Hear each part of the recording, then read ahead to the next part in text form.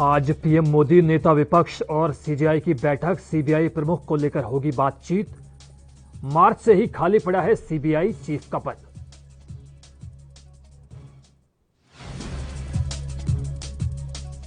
आज आजमगढ़ वाराणसी दौरे पर रहेंगे यूपी के सीएम योगी आदित्यनाथ। कोविड सेंटरों का करेंगे मुआयना, कोरोना की स्थिति का भी लेंगे जायजा।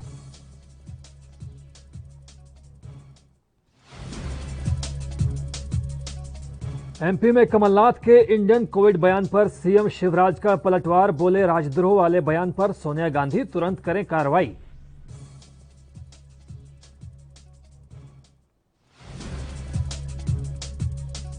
और कोरोना संकट के बीच अशोक गहलोत सरकार का बड़ा फैसला। राजस्थान में 8 जून तक बढ़ा लॉकडाउन।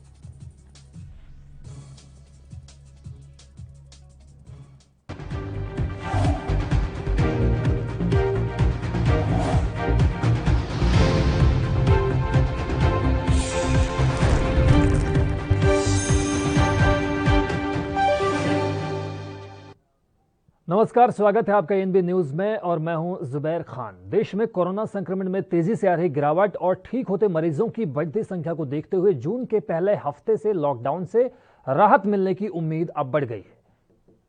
आर्थिक गतिविधियां बहाल होंगी, इसके भी कयास अब लगाए जाने लगे हैं। हालांकि स्वास्थ्य मंत्रालय के एक वरिष्ठ अधिकारी ने लॉकडाउन हटाने में फिलहाल सावधानी बरतने की सलाह दी है। उन्होंने कहा है कि पॉजिटिविटी दर तय मानक के दायरे में आने के बावजूद इस पर फिलहाल हमें नजर रखनी होगी और फिर संख्या के हिसाब से आगे बढ़ना होगा।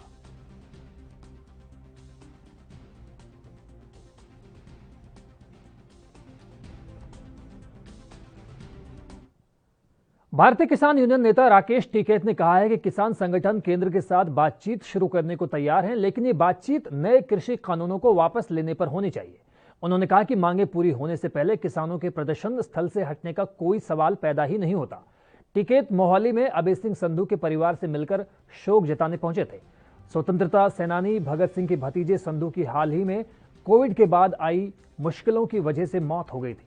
टिकैत ने कहा कि जब सरकार बात करना चाहेगी, संयुक्त किसान मोर्चा बात करने के लिए तैयार है। उन्होंने कहा कि बातचीत केंद्र के नए कृषि कानूनों को वापस लेने पर होनी चाहिए।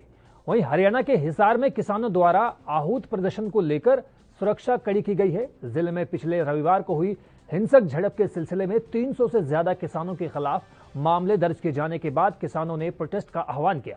किसानों के आंदोलन के 6 महीने पूरे होने के मौके पर 26 मई को संयुक्त किसान मोर्चा द्वारा आहत देशव्यापी प्रदर्शन को आम आदमी पार्टी ने अपना समर्थन देने की घोषणा की है।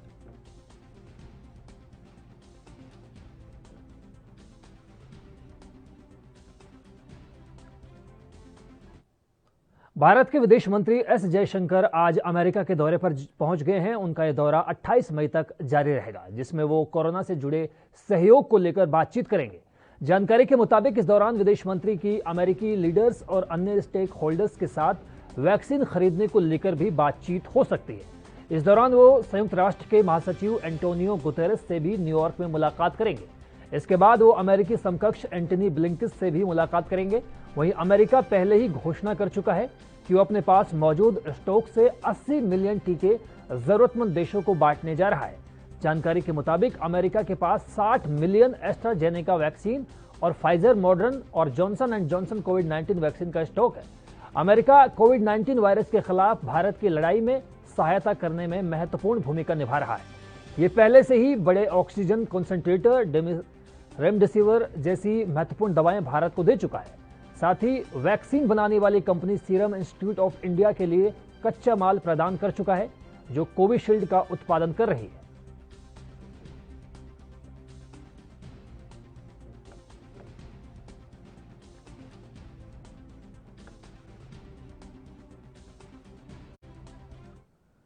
चक्रवाती तूफान यास के आगमन को लेकर तैयारियां जोर शोर से शुरू हो गई हैं। राहत बचाव टीमों को वायुमार्ग से एक स्थान से दूसरे स्थान पर भेजा जा रहा है। रक्षा विमानों और नौसैनिक पोतों को सतर्क रखने के लिए कहा गया है। मौसम विभाग ने बताया कि बंगाल की खाड़ी में बनने वाला कम दबाव का क्षेत्र अब दबाव वाले क्षेत्र में तब्दील हो गया है। यास के बुधवार को ओडिशा और पश्चिम बंगाल के पूर्वी तटीय इलाकों में दस्तक देने की संभावना जताई गई है। आईएमडी ने चक्रवाती तूफान यास को बहुत गंभीर चक्रवात की श्रेणी में ऊपर रखा है। चक्रवाती तूफान यास के उत्तर पश्चिम की ओर बढ़ने और आज एक चक्रवाती तूफान में एक के बाद एक 24 घंटों के दौरान बहुत गंभीर चक्रवाती तूफान में तब्दील होने की संभावना जताई गई है। इससे एक हफ्ते पहले ही पश्चिमी तट पर आया ताउते चक्रवात बर्बादी की दास्तान छोड़ गया है। इस तूफान के चलते कई राज्यों में भारी बारिश के आसार जताए गए।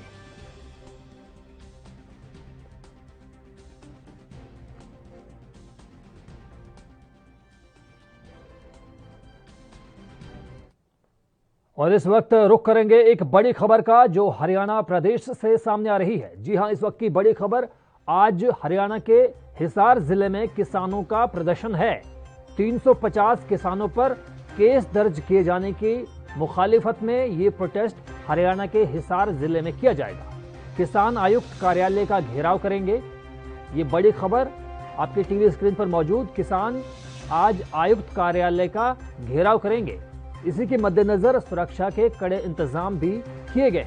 पिछले सप्ताह पुलिस और किसानों के बीच झड़प हुई थी, जिसमें कई किसानों के खिलाफ कार्रवाई की गई थी, कई किसानों के खिलाफ मुकदमे भी दर्ज किए गए थे। उसी की मुखालिफत में, उसी के विरोध में हरियाणा के हिसार में आज किसान अपना प्रदर्शन करेंगे और इस प्रदर्शन में 350 जिन किसानों पर केस दर्ज किया गया है उनको वापस ले जाने की मांग करेंगे। तो ये बड़ी खबर, आज हरियाणा में किसान प्रदर्शन करेंगे और हिसार आयुक्त कार्यालय के बाहर जमा होंगे। ताउते के बाद यास चक्रवात के आगमन को लेकर तैयारियां जोरों पर हैं। बचाव और राहत टीमों को वायु मार्ग से एक स्थान से दूसरे स्थान पर भेजा जा रहा है और रक्षा विमानों और नौसैनिक पोतों को सतर्क रखने को कहा गया है। इस बीच पूर्वी रेलवे ने 24 मई से 29 मई के बीच 25 ट्रेनों को भी रद्द किया है। रेलवे इस फैसले को एक प्रेस रिलीज के जरिए जारी कर चुका है। साथ ही रद्द की गई सभी 25 ट्रेनों की लिस्ट भी जारी की गई है। यास के बुधवार को ओडिशा और पश्चिम बंगाल के पूर्वी तटीय इलाकों में दस्तक देने का अनुमान है। इससे एक सप्ताह पहले ही पश्चिमी तट पर आए ताउते चक्रवात बर्बादी की दास्तान छोड़ गया है। भारत मौसम विज्ञान विभाग ने रविवार को कहा कि बंगाल की खाड़ी में बना कम दबाव का क्षेत्र अब दबाव वाले क्षेत्र में बदल गया है और वो बहुत गंभीर चक्रवाती तूफान के रूप में 26 मई को पश्चिम बंगाल और ओडिशा तटों को पार करेगा। मौसम विभाग ने कहा है कि दबाव वाले क्षेत्र के सोमवार तक चक्रवाती तूफान यास में तब्दील होने की संभावना है।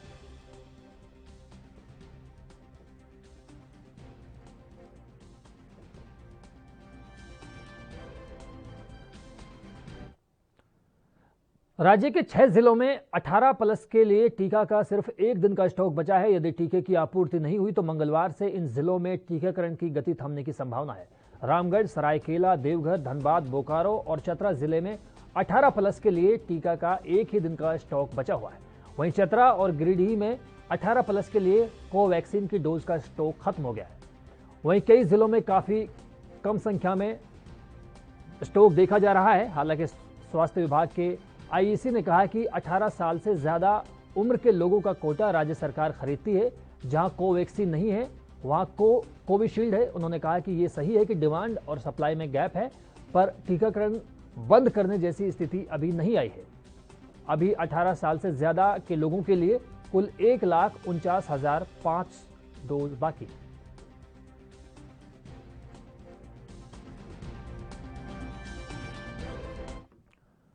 कोरोना के बीच ब्लैक फंगस और व्हाइट फंगस की दस्तक बेचैन कर रही है। अभी तक स्वास्थ्य मंत्रालय, आईसीएमआर और राज्य सरकारों का ध्यान ब्लैक फंगस पर था, लेकिन हाल ही में पता चला है कि एक ही मरीज में ब्लैक फंगस और व्हाइट फंगस दोनों एक साथ मिल रहे हैं।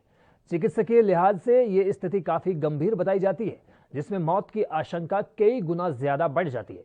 उधर कोरोना महामारी से ब्लैक फंगस की तुलना करते हुए बताया गया है कि वर्तमान में ब्लैक फंगस का हर दूसरा और तीसरा मरीज बचा पाना मुश्किल हो रहा है। दिल्ली समेत कुछ राज्यों में कोरोना से 49% ज्यादा ब्लैक फंगस की मृत्यु दर दर्ज की गई है। कोरोना की वर्तमान मृत्यु दर 1.12% है, जबकि ब्लैक फंगस की मृत्यु दर कहीं 30 से 40 तो कहीं 40 से 50% तक दर्ज की गई है।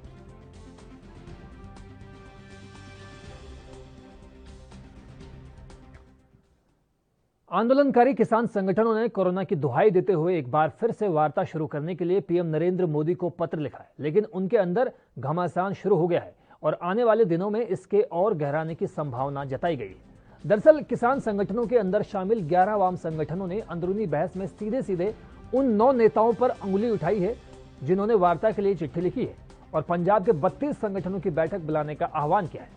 व्हाट्सएप पर चल रही चर्चा में उन्होंने दर्शनपाल और योगेंद्र यादव को नेता मानने से भी मना किया है।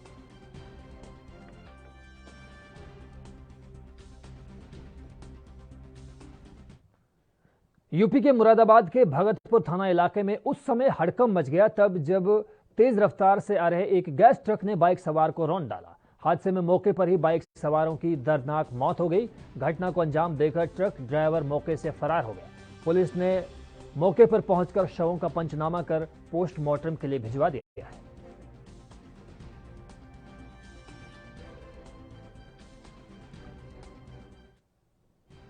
मुरादाबाद जनपद के भगतपुर थाना क्षेत्र के मानपुर चौकी टांडा रोड पर आज उस समय अफरा तफरी का माहौल बन गया था जब गैस के कैप्सूल ट्रक ने अनियंत्रित होकर बाइक में जोरदार टक्कर मार दी। बाइक पर बैठे 3 व्यक्ति गंभीर रूप से घायल हो गए या राहगीरों ने आनन फानन में पुलिस को सूचना दी। मौके पर पहुंची पुलिस ने एम्बुलेंस की मदद से घायलों को जिला अस्पताल में भर्ती कराया, जहां पर डॉक्टर ने तीनों को ही मृत घोषित कर दिया।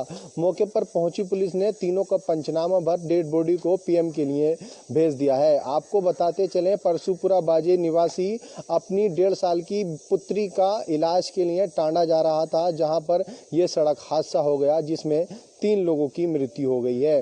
पीड़ित परिवार में शोक की लहर है और सभी का रो रो कर बुरा हाल है। पुलिस ने जानकारी देते हुए बताया है कि ट्रक चालक को गिरफ्तार कर लिया है और ट्रक चालक और ट्रक के खिलाफ मुकदमा पंजीकृत कर वैधानिक कार्रवाई की जा रही है। अपने सहयोगी नबी अहमद के साथ ANB news Wajid Ali, Moradabad. MP के भिंड जिले के अकोड़ा नगर परिषद में कोरोना से बचाव के लिए वैक्सीन लगवाने में युवाओं ने बढ़ चढ़कर हिस्सा लिया। वैक्सीन लगवाने के लिए अकोड़ा नगर परिषद में लंबी कतारें देखने को मिली। इस दौरान अकोड़ा उप स्वास्थ्य केंद्र पर 400 से ज्यादा लोगों ने वैक्सीन लगवाई और इस वक्त लोगों की भीड़ लगने पर सोशल डिस्टेंसिंग का पालन भी पुलिस के द्वारा कराया गया। इस बीच नगर परिषद अकोड़ा के सीएमओ रामभान सिंह ने भी कोरोना वैक्सीन की दूसरी डोज लगवाई। वैक्सीन लगवाने के लिए इतनी भीड़ हो गई कि पुलिस और सीएमओ को खुद मोर्चा संभालना पड़ा और लगातार नगर परिषद द्वारा सैनिटाइज कराने का काम भी शुरू किया गया।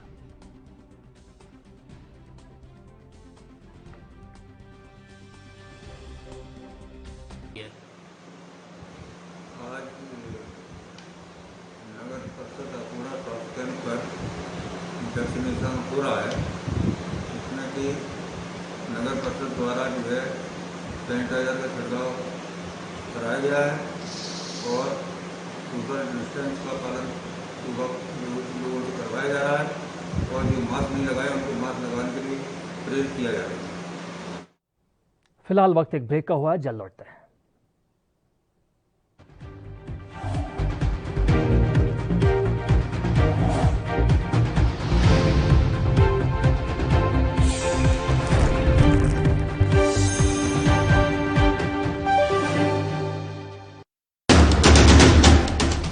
राष्ट्र धर्म रात 8 बजे सिर्फ एएनबी न्यूज पर।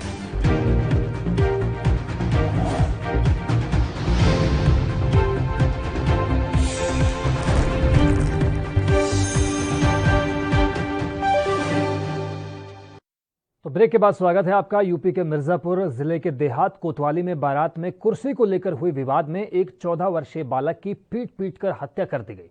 वारदात की सूचना पर कोतवाली देहात पुलिस मौके पर पहुंची और छानबीन कर शव को अपने कब्जे में ले लिया।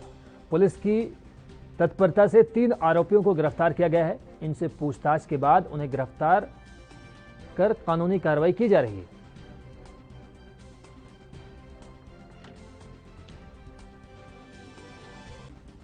एक्चुअली एक अचानक हुई प्रोवोकेशन में घटना हुई है और जैसे कि एक 14 साल का बच्चा था जय कुमार, वही मिश्रौली कोटवाली देहात का रहने वाला था, थाना जनपद मिर्ज़ापुर का।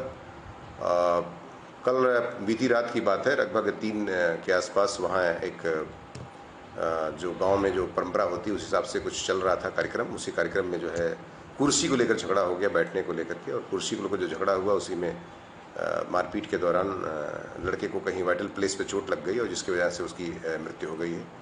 और घर वालों से दलील लेकर मुकदमा पंजीकृत कर दिया गया है और 3 लोग अरेस्ट भी हो गए हैं। कार्रवाई पूरी की जा रही है और सख्त से सख्त कार्रवाई की जाएगी।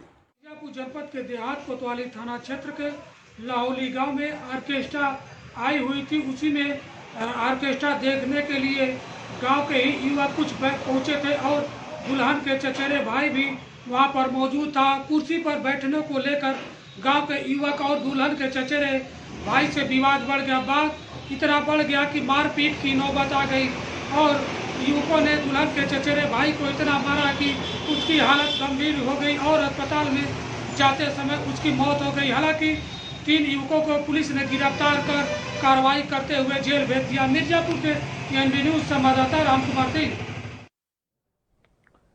हरियाणा में पिछले 2 दिन से 3 दिन बाद मौसम सुहावना रहने के बाद तापमान में बढ़ोतरी होनी शुरू हो गई है। मौसम ने अचानक से करवट ली है। आसमान में बादल छाए रहे जिससे धूप को निकलने में दिक्कत हुई।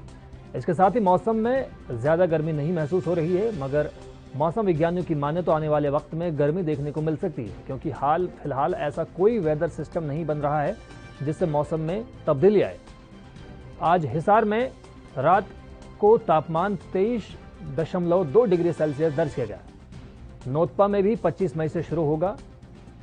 नोतपा के 9 दिनों में झुलसा देने वाली गर्मी होती है, मगर इस बार बारिश की वजह से बहुत तेज गर्मी नहीं रहने के आसार जताए गए हैं। वहीं ये भी अनुमान है कि इस साल मानसून में अच्छी बारिश देखने को मिलेगी, जिससे दिन का तापमान 40 डिग्री के आसपास बने रहने की संभावना पहले जताई जा रही थी, अब इसमें कमी आई। इस स्थिति को देखते हुए लोगों को ज्यादा गर्मी का एहसास होगा। हालांकि इस माह पिछले वर्षों की तुलना में काफी कम गर्मी पड़ी। अब देखना होगा कि आगे मौसम किस तरह का रहता है।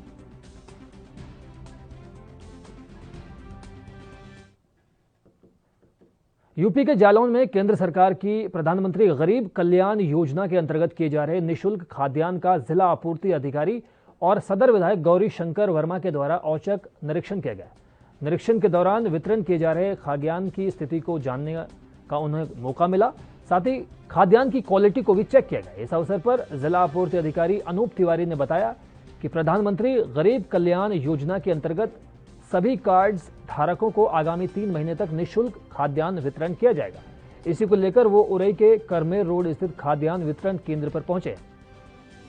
उनके साथ सदर विधायक भी मौजूद रहे, जहां पर उन्होंने आम जनता से बातचीत कर खाद्यान्न की क्वालिटी और मात्रा के बारे में जानकारी ली। वहीं इस बारे में सदर विधायक से बातचीत की गई तो उनका कहना है कि उनकी प्राथमिकता है कि केंद्र सरकार की नीतियों के तहत जो भी खाद्यान्न लोगों तक पहुंच रहा है वो गुणवत्तापूर्ण हो और हर व्यक्ति तक उसकी पहुंच हो।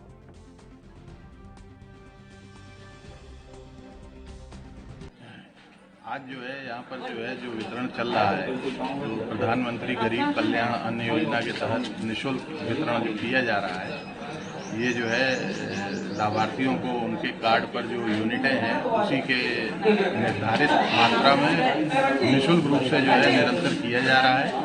और सरकार ने ये भी घोषणा की है कि ये अगले 3 माह तक जो है संपूर्ण राशन जो है सभी कार्ड धारकों को निःशुल्क प्राप्त होगा। तो ये इन गरीब लोगों के लिए और ऐसे लोगों के लिए जिनके लिए भोजन इस समय कोविड काल में एक समस्या है, ये बहुत बड़ी मदद जो है साबित। आज राजनगर में आदरणीय श्री उषा भदौरिया जी के जो कोटा है उस पर निरीक्षण करने के लिए आए हैं। वहाँ मैंने देखा कि उनको जितना खाद्यान्न मिला था 15 रोज के लिए 52 कुंटल 35 किलो गेहूँ और 35 कुंटल कुछ किलो चावल मिला है, जो कि आज उन्होंने वितरण तो कर रहे हैं। और आज भी कई लोग मेरे सामने ही वितरण किया गया है और जो उनका कांटा है उसको भी मैंने देखा है, बिल्कुल उस पर कांटे पे बिल्कुल नाप तोल बिल्कुल ठीक हो रही है। और गेहूं की उठाकर भी देखा, गेहूं भी अच्छा है और जितनी मात्रा सरकार ने तय की है देश के प्रधानमंत्री ने उतना लोगों को मिल रहा है और लोग इस गेहूं और चावल को लेकर बहुत खुश हैं और ये कह रहे हैं कि पहली बार ऐसे देश के प्रधानमंत्री ने इस तरह की व्यवस्था की है कि हमको पूरा लाभ सरकार जो दे रही है वो कोटे के माध्यम से। आपको आज राशन लेने आई हैं आप यहाँ पे, मिला आपको राशन? कितना राशन मिला आपको? 21 किलो गेहूँ मिला, 14 किलो चावल। केंद्र सरकार ने जब से आदेश किए हैं तब से आपको बराबर गेहूँ मिला? जब से पहले भी मिला, अब भी मिला।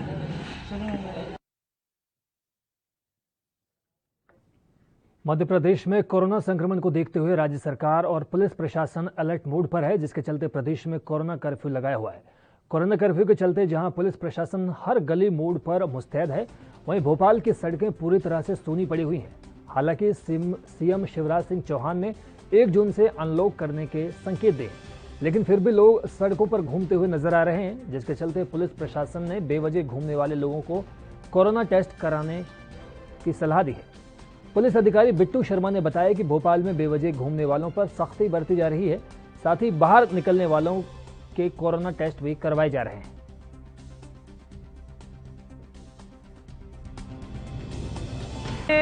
भोपाल शहर में नए और पुराने शहर को जो जोड़ती है सड़क, वो ये बहुत महत्वपूर्ण सड़क है और पूरे भोपाल में एक यही रोड खुला हुआ है आने जाने के लिए। तो यहाँ पिछले 1 महीने से मैं यहाँ पॉइंट ड्यूटी कर रही हूँ। मेरे सब डिवीज़न की थाना इसके अंतर्गत आता है। अभी 4-5 दिन पहले ही कलेक्टर साहब से बात हुई, उन्होंने बताया कि एक टीम यहाँ हम खड़ी करते हैं, तो उन्होंने 100 किट, जैसे हर टीम को 100 किट दे के भेजते हैं, उनको भी दे के भेजा था। तो यहाँ से जो लोग निकल रहे हैं, चाहे वो हमीदिया जा रहे हैं, चिरायू जा रहे हैं, किसी से मिलने जा रहे हैं पेशेंट से, या फिर नगर निगम के कर्मचारी हैं, या फिर ऐसे लोग हैं कोई किसी की मैयत में जा रहा है या कोई किसी के तेहरवी में जा रहा है, हम पहले उसको रोकते हैं, उससे पूछते हैं कहाँ जा रहा है, क्या कर रहा है, टेस्ट कराते हैं उसको, और आवश्यक कार्य के लिए निकला है तो उसको आगे जाने देते हैं, अदरवाइज उसका टेस्ट। एमपी के इंदौर में कोरोना संक्रमण को खत्म करने के लिए 18 नए माइक्रो कंटेनमेंट जोन घोषित किए गए हैं, जिसमें silicon city, Sitaram park colony, Mahavar Nagar Bagichi में पीओपी वाली गली से आगे वाली गली तक, रालामंडल, हरेराव, होलकर, छतरी के सामने गणगौर घाट तक इस तरह के कई माइक्रो कंटेनमेंट जोन घोषित किए गए हैं। इंदौर में विधानसभा क्षेत्र में कलेक्टर मनीष सिंह, विधायक संजय शुक्ला, पूर्व विधायक सुदर्शन गुप्ता ने क्षेत्र का निरीक्षण किया और लोगों के साथ बातचीत की। विधायक संजय शुक्ला ने कहा कि इंदौर में माइक्रो कंटेनमेंट जोन बनाने जैसे फैसलों के साथ ही कोरोना के खिलाफ जारी जंग में कांग्रेस ने प्रशासन को हर मुमकिन मदद करने के साथ साथ कंधे से कंधा मिलाकर खड़ी हुई।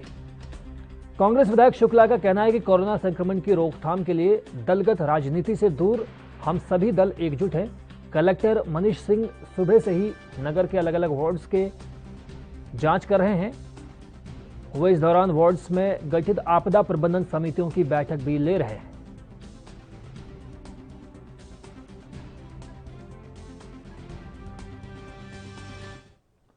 यूपी में बुलंदशहर के नूरपुर गांव में प्रधानी चुनावी की रंजिश को लेकर 2 पक्ष आमने सामने आ गए, जिसमें जमकर लाठी डंडे, तेजधार हथियार चले। इस खूनी संघर्ष में 10 लोग घायल हो गए। घायलों में एक महिला समेत 6 साल का बच्चा भी शामिल है।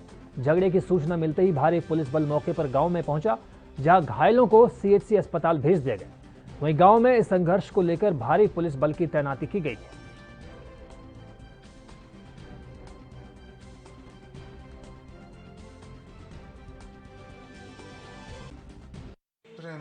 किस बात को लेकर झगड़ा हुआ है? कोई प्रधानी चल रही है। कौन से गांव में से आप? तो किस बात को लेकर पूरा झगड़ा किस बात से हुआ?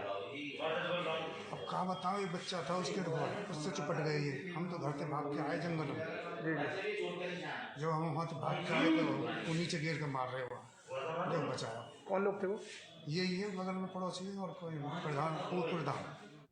यूपी के बाराबंकी के सामुदायिक स्वास्थ्य केंद्र में स्वास्थ्य विभाग की तरफ से मेडिकल कैंप का आयोजन किया गया। डॉक्टर्स का कहना है कि हमने कोरोना केसेस के लिए पूरे इंतजाम किए हुए हैं, जिससे उनका इलाज किया जा सके। साथ ही उन्होंने ये भी कहा कि पहले वैक्सीनेशन सिर्फ स्वास्थ्य केंद्रों पर हो रहा था, लेकिन अब घर घर जाकर टीकाकरण अभियान शुरू किया गया है।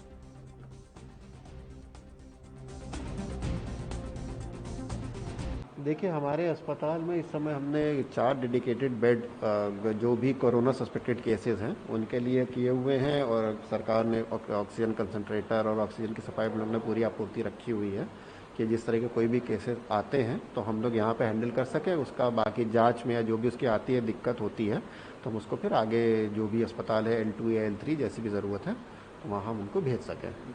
दूसरा, जो निर्देशानुसार हम लोग जो है पहले टीकाकरण अपने सत्रों पे अस्पतालों में ही कर रहे थे, तो अब नए निर्देशों के अनुसार हम लोग गाँव में जाके हर गाँव में पहले सेंसिटाइजेशन करने के बाद वहाँ पे वैक्सीनेशन करवा रहे हैं कि जी ये लगातार कंटिन्यू रहेगा, जिससे हम ये चाह रहे हैं कि भाई क्योंकि कोरोना का कोई उस तरीके से इलाज नहीं है और ऐसी घातक बीमारी है कि इसमें बचना भी, अब जो नए स्ट्रेन है उसमें बचना भी संभव नहीं हो पा रहा है। लोगों का मोर्टेलिटी बढ़ रही है या आगे जो ठीक हो रहे हैं वो भी, उनको भी सांस में कहीं दिक्कत लॉन्ग टर्म या वो रहती है। तो कोशिश हमारी यही है कि जितने ज़्यादा लोगों को हम वैक्सीनेशन करके उनका इम्यूनिटी को हम डेवलप कर दें कि जिससे अगर उनको इन्फेक्शन आगे होता भी है तो वो हल्का रहे या उनको नुकसान ना हो सके। लगभग 1.5 साल से बीमारी चल रही है, तमाम जागरूकता अभियान लेके, चैनल से लेकर अखबार से लेकर तमाम चीज़ें चल रही हैं, लेकिन देख रहा हूँ यहाँ पे जांच के लिए लोग नहीं आ रहे हैं, खाली वैक्सीन के लिए लोग नहीं आ रहे हैं, बहुत कम संख्या में आ रहे हैं। तो कैसे कोरोना भरा सकते हैं लोग अगर बढ़ के नहीं आएंगे? देखिए इसमें मेरा ये मानना है कि भाई अब जो भी हमारी जो पब्लिक है, जो भी जिन लोगों को जो भी उनके मन में भ्रांतियां बैठी हैं या व्हाट्सएप के माध्यम से या जिस भी माध्यम से उनको ये चीज़ समझाई जा रही है कि जो सरकार कर रही है वो गलत है या किसी व्यक्ति विशेष के ऊपर कोई उसको आहत करेगी वो, तो ये जो भ्रांतियां हैं इनको दूर करना पड़ेगा और इससे हम लोग को ऊपर उठना पड़ेगा। तो हम लोग की भी यही कोशिश है कि जो वैक्सीनेशन हम करते हैं, जैसे गांव में हम लोग दौरा करते हैं जहां पे वैक्सीनेशन हो रहा है, उन लोगों को हम लोग यही मोटिवेट करते हैं कि भाई आप लोग ठीक है, आप कोरोना से अगर आप पीड़ित होंगे भी तो आपको कम से कम नुकसान होगा और आपके घर वालों को नुकसान नहीं होगा, क्योंकि जिसके घर से भी कोई आदमी चला जाता है वो अल्टीमेटली लॉस उसी फैमिली का है, किसी दूसरे का नहीं होता। तो वो चाहे कमाने का हाथ कम होगा या कुछ होगा, तो वो उस तरीके के नुकसान होते हैं लोगों को। तो यही है कि भाई जागरूकता, जितने ज़्यादा लोगों को वैक्सीनेट हम कर पाएंगे उतना ही प्रोटेक्शन मिलेगा सबको और पब्लिक उतनी बची रहेगी, कम्युनिटी में उतना कम स्प्रेड करेगा। यही तरीका है तांता तोड़ने का और आवागमन और अपना जो कॉन्टेक्ट जो। फिलहाल इस बुलेटिन में इतना ही। देश दुनिया की अहम खबरों के लिए आप देखते रहिए ANB न्यूज़। मुझे दीजिए इजाज़त, नमस्कार।